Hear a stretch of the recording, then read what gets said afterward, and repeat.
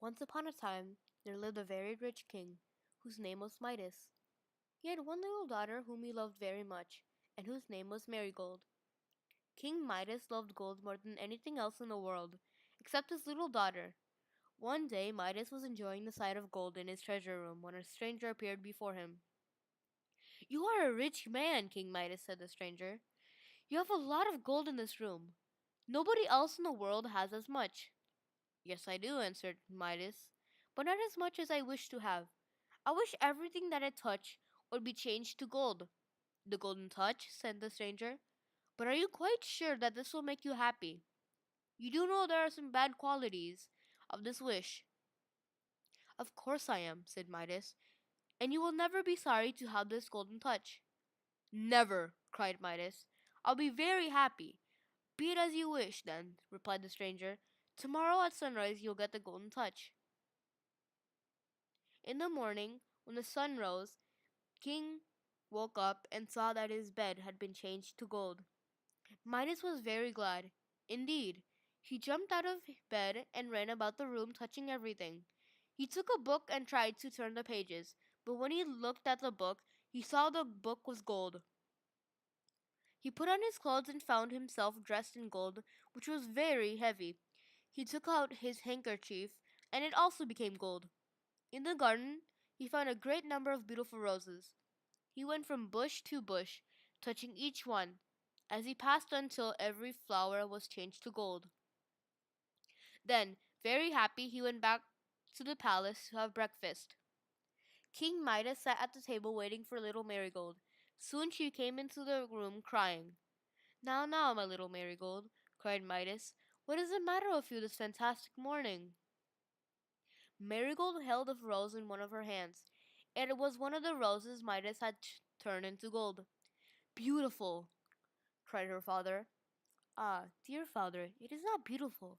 I ran into the garden to get some roses for you, but oh dear, dear, there are no more beautiful roses there. They no longer smell sweet, and they are quite yellow." "Oh, my dear little girl, don't cry about it," said Midas. "Sit down and eat your breakfast." Then he took a cup of coffee and wanted to drink it. He was astonished to find that he could not. When his lip touched the coffee, it became gold. Then one of his servants fetched a tuna and placed it in King Midas's plate. Carefully, Midas touched his tail with his finger. At once, it changed to gold. "I don't quite see," he thought to himself, "how I'll have my breakfast." Now he tried one of the sweet cakes, and then an egg. Both changed into gold, hoping that by being very quick he might get something to eat. King Midas took a hot potato and put it into his mouth, but the golden touch was way too quick for him. He found his mouth full of hot metal. He jumped up from table and began to dance about the room, shouting with pain. "Father! Dear father!" cried little Marigold. "What's the matter? What has happened to you?" "Oh, my dear child," answered Midas sadly, "it's terrible! It's terrible!" Marigold jumped up from her chair and running to Midas, threw her arms around him. But as soon as Marigold put her hands around Midas, all Midas felt was cold gold. "My dear Marigold," he cried, but Marigold made no answer. Her sweet rosy face became yellow. Little Marigold was no longer a child, but a golden statue. Poor King Midas. He stood still for a moment, not being able to say a word. Then he began to cry. "My child, my dear child! Oh, what have I done?" Suddenly he saw the stranger standing near the door. "Well, King Midas," said the stranger, "how's it going with your golden touch?" "I am the poorest man in the world," said Midas. "I have lost all that my heart really cared for." "Ah, so life has taught you a good lesson," said the stranger. "Let us see, then. Which of these two things are dear? The golden touch or one cup of cold water?" "Oh, dear cold water!" cried Midas. "The golden touch," went on the stranger, "or a piece of bread?" "A piece of bread," answered Midas, "is better than all the gold in the world." "The golden touch?" asked the stranger, "or your own little Marigold, warm, rosy, and loving as she was an hour ago?" "Oh, my child, my dear child!" cried poor Midas. "You are wiser than you are, King Midas," said the stranger, looking at him. Your heart, I see, is no longer filled with the love of gold anymore. Tell me now, do you really wish to give up your golden touch? Of course, cried Midas.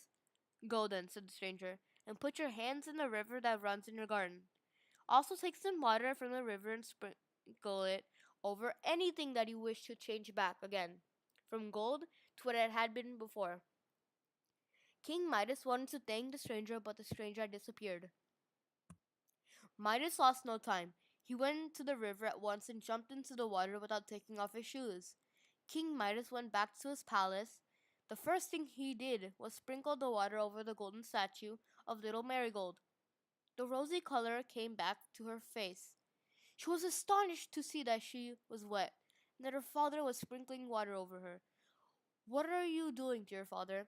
She cried. I put on this nice dress only this morning. Marigold didn't know that she had been a little golden statue. Her father didn't tell her how foolish she had been, but he led her into the garden and sprinkled the rest of the water over the golden roses, and changed them back into sweet flowers. When King Midas had grown quite an old man, he was fond of telling Marigold's children this very strange story. He stroked his golden hair and said that he hated the very sight of all other gold, and that day forward King Midas never looked or touched gold but his own.